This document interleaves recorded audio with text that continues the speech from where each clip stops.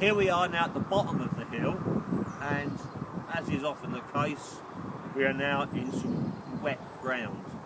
If you're going to plant trees, for example, over there, where it's quite rough grass, it's fairly well drained, but it's rough grass. Again, you will need a robust rootstock to compete with the rough grass.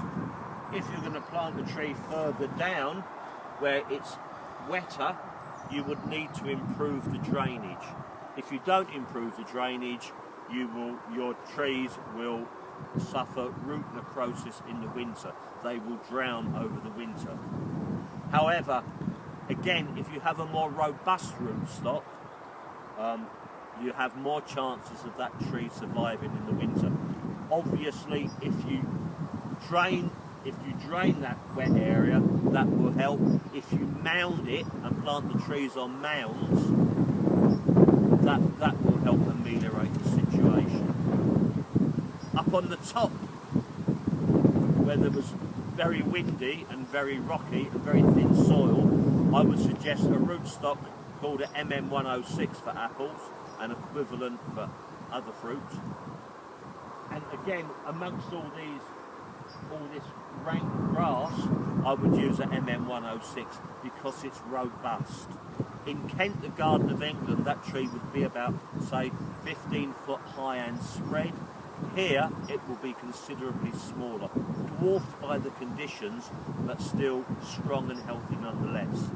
If I'm planting in the swamp on a mound, I would suggest a rootstock called MM111 because it has a flat plate of a rootstock, a bit like a spruce. The roots don't go down, so they don't drown.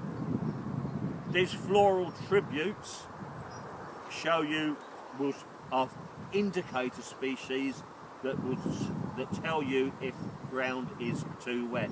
This is creeping buttercup. See that? Too wet. This is lady's smock. Too wet. This is marsh marigold, kingcup, much too wet. And this, as you can see, is reeds, much too wet. With those last two, you will be pushing your luck. Better off perhaps dig a nice lake with a JCB and have some ducks.